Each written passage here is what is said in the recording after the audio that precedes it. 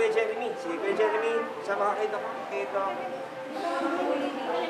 Parehong maliit at kulang sa timbang si Jeremy at kanyang kapatid noong huli namin silang sinamahan sa doktor. 17 kilos, 115. Base po sa kanilang mga timbang tsaka sa kanilang height, severely malnourished po yung mga bata. So, mabuti na lang, wala namang masyadong infection, no? Pero kailangan pa rin ng tamang nutrisyon para mas maganda po yung paglaki ng mga bata. Parang meron siyang...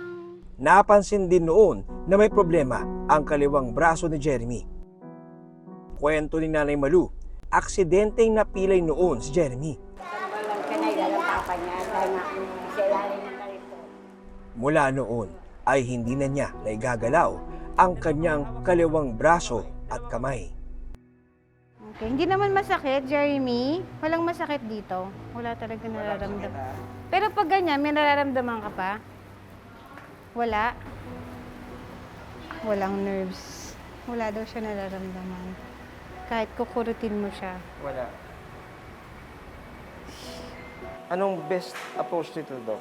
Sa specialist kasi talaga siya mapapatingnan kung anong nangyari para ma-assess na mabuti.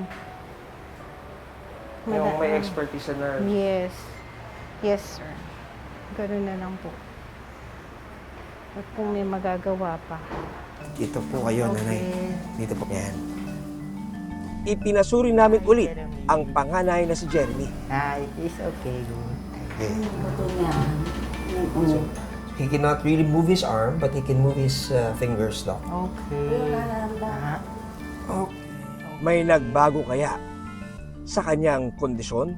2 taon na nakalipas, hindi na ipatingin sa espesyalista si Jeremy na ngayoy 8 taong gulang na. Dito po kayo. Yan. Sa ospital, agad siyang sinuri ng doktor. Hi, Jeremy. Are you okay? Kamusta? Masakit? Masakit? Masakit? Okay. Okay, masakit here. Sagot ka, Jeremy, ha? How about here? Wala. Okay. Can I take out your t-shirt? Okay. Okay.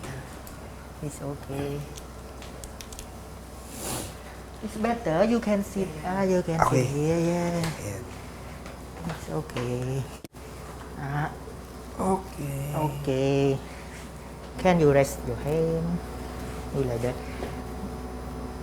How about this one? Only this one. Taas mo nga, Jeremy, kaya? Taas. Taas mo. Hindi Wala, kaya. cannot. No. Hindi. Okay. Hindi. How about move your head? Cannot move. It's okay. Okay. 115, Doc. 115. Tumangkad ng 5 pulgada si Jeremy, pero nang timbangin.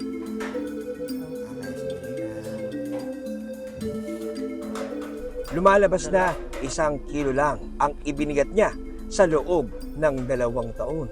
After the examination and for the check-up for the vital sign and so for the assessment now, we do consider still the moderate risk of the malnutrition. Yes. Okay. Yes, still malnutrition. Okay, so hanggang ngayon, si Jeremy daw po na ay malnourished. Yes. Doon sa kanyang bigat at sa kanyang tangkad. Ipinapayo ng doktor na kailangang sumailalim ang kaliwang kamay ni Jeremy sa operasyon o rehabilitasyon. Nangako naman ng tulong ang ospital para sa pagpapagamot ni Jeremy. So from now, we need the family physician and we need to the surgery department and the rehabilitation department can be help together.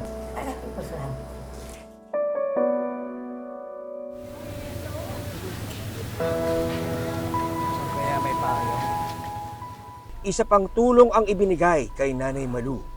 Nitong buwan, isang simple pero mahalagang bagay ang nanakaw sa pwesto niya bago kami magkita. Eto na nga, no? Nakabili tayo ng payong at saka nitong upuan.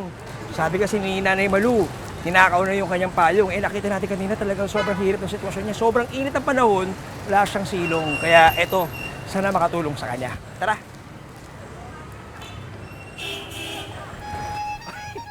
Nanay Malu. Oo.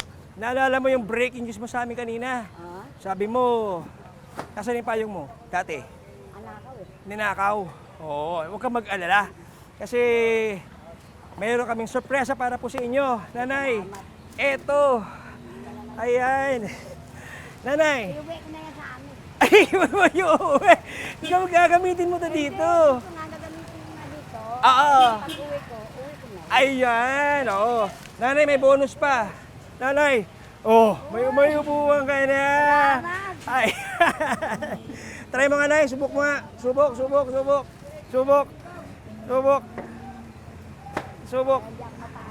Yun. Sa edad ni Nanay Malu, kung tutuusin, dapat nagpapahinga na siya. Pero sa mundong pinipiga ng kahirapan, walang oras para huminto.